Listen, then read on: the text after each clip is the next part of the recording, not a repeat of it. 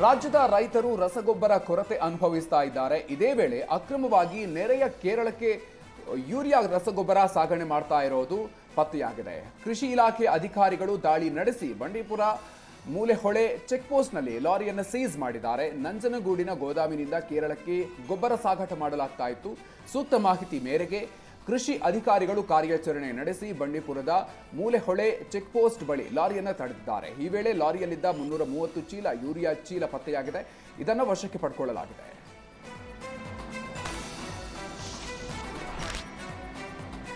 August 10ರಂದು ಬೆಂಗಳೂರಿನ ಹಳದಿ metro ಮಾರ್ಗ ಚಾಲಕರಹಿತ ರೈಲು ಲೋಕಾರ್ಪಣೆ ಆಗಲಿದೆ. ಹೀಗಾಗಿ ಉಪಮುಖ್ಯಮಂತ್ರಿ ಡಿಕೆ ಶಿವಕುಮಾರ್ ಇಂದು ಹಳದಿ ಲೈನ್ ಮೆಟ್ರೋಗೆ ಭೇಟಿ ನೀಡಿ ಡ್ರೈವರ್ಲೆಸ್ ಟ್ರೈನ್ನಲ್ಲಿ ಸಂಚರಿಸಿ ಪರಿಶೀಲನೆಯನ್ನು ನಡೆಸಿದರು. ಈ ಸಂದರ್ಭದಲ್ಲಿ ಕಾಮಗಾರಿ ಮತ್ತು ಸಿದ್ಧತೆ ಬಗ್ಗೆ ಬಿಎಂಆರ್ಸಿಎಲ್ ಅಧಿಕಾರಿಗಳು ಡಿಸಿಎಂಗೆ ಮಾಹಿತಿಯನ್ನು ನೀಡಿದ್ದಾರೆ. ಆರ್ವಿ ರಸ್ತೆಯಿಂದ ಬೊಮ್ಮಸಂದ್ರದವರೆಗಿನ ಮೆಟ್ರೋ ಹಳದಿ ಮಾರ್ಗ ಉದ್ಘಾಟನೆಗೆ ಸಿದ್ಧ ಆಗಿದ್ದು ಪ್ರಧಾನಿ ಮೋದಿ ಲೋಕಾರ್ಪಣೆ ಮಾಡಲಿದ್ದಾರೆ.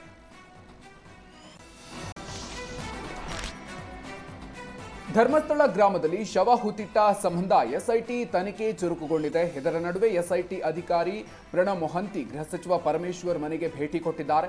ಈ ಸಂದರ್ಭದಲ್ಲಿ ಪರಮೇಶ್ವರ್ ಅವರನ್ನ ಭೇಟಿಯಾಗಿ ಧರ್ಮಸ್ಥಳಕ್ಕೆ ಸಂಬಂಧ ಮಾಹಿತಿಯನ್ನ ನೀಡಿದ್ದಾರೆ. ಅನಾಮಿಕ ದೂರುದಾರ ಗುರುತಿಸಿರುವ ಸ್ಥಳಗಳಲ್ಲಿ ಸಿಕ್ಕಿರುವ ಕಳೆಬರಗಳ ಕುರಿತು ಹಾಗೂ ಪ್ರಕರಣದ ಬೆಳವಣಿಗೆಯ ಬಗ್ಗೆ ಚರ್ಚೆಯನ್ನು ನಡೆಸಿದ್ದಾರೆ.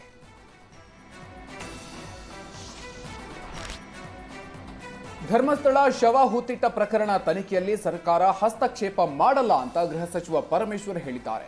ದೂರುದಾರ ಗುರುತಿಸಿರುವ ಸ್ಥಳಗಳಲ್ಲಿ ಅಗೆಯುವ ಕೆಲಸ ಆಗ್ತಾ ಇದೆ. ಅನಾಮಿಕ ವ್ಯಕ್ತಿ ಎಲ್ಲೆಲ್ಲಿ ತೋರಿಸ್ತಾನೋ ಅಲ್ಲಿಗೆ ಎಸ್ಐಟಿ ಹೋಗಿ ಹುಡುಕ್ತಾರೆ. ಆದರೆ ಎಲ್ಲಿ ತನಕ ಅನ್ನೋದು ಎಸ್ಐಟಿ ಅಧಿಕಾರಿಗಳ ವಿವೇಚನೆಗೆ ಬಿಟ್ಟಿತ್ತು. ಇದರಲ್ಲಿ ಸರ್ಕಾರ ಯಾವುದೇ ಹಸ್ತಕ್ಷೇಪ ಮಾಡಲ್ಲ ಅಂತ ಹೇಳಿದ್ದಾರೆ.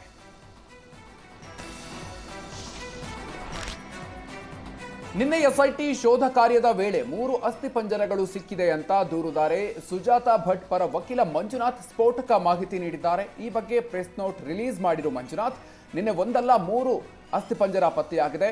11ನೇ ಪಾಯಿಂಟ್ನ 100 ಮೀಟರ್ ದೂರದಲ್ಲಿ 3 ಮಾನವ ಅಸ್ಥಿಪಂಜರ ಅವಶೇಷಗಳು ಲಭ್ಯ ಆಗಿದೆ. ಈ ಪೈಕಿ ಒಂದು ಅವಶೇಷ ಮಹಿಳೆಗೆ ಸೇರಿದ್ದಾಗಿದೆ. ಅಸ್ಥಿಪಂಜರದ ಜೊತೆ ಮಹಿಳೆಯ ಸೀರೆಯೂ ಪತ್ತೆಯಾಗಿದೆ. 11ನೇ ಪಾಯಿಂಟ್ ಬದಲು ದೂರುದಾರನಿಗೆ ಹೊಸ ಜಾಗ ತೋರಿಸಲು ಎಸ್ಐಟಿ ಅವಕಾಶ ನೀಡಿದ್ರು. ಹೊಸ ಜಾಗದಲ್ಲಿ ಶೋಧಿಸಿದ್ದಕ್ಕೆ ಅಸ್ಥಿಪಂಜರ ಸಿಕ್ಕಿದೆ ಅಂತ ಪ್ರಕಟಣೆಯ ಮೂಲಕ ವಕೀಲ ಮಂಜುನಾಥ್ ಮಾಹಿತಿ ಕೊಟ್ಟಿದ್ದಾರೆ.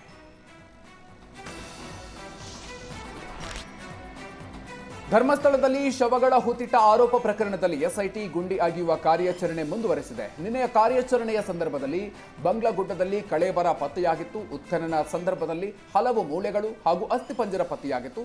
ಇವುಗಳನ್ನು ಬೆಂಗಳೂರಿನ ಎಫ್ಎಸ್ಎಲ್ಗೆ ಪರಿಶೀಲನೆಗೆ ರವಾನಿಸಲಾಗಿದೆ.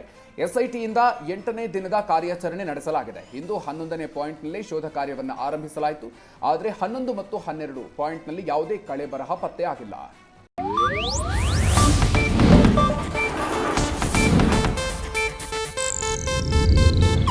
ಇದು ಏಷ್ಯಾನೆಟ್ ನ್ಯೂಸ್ ನೆಟ್ವರ್ಕ್ ಪ್ರಸ್ತುತಿ.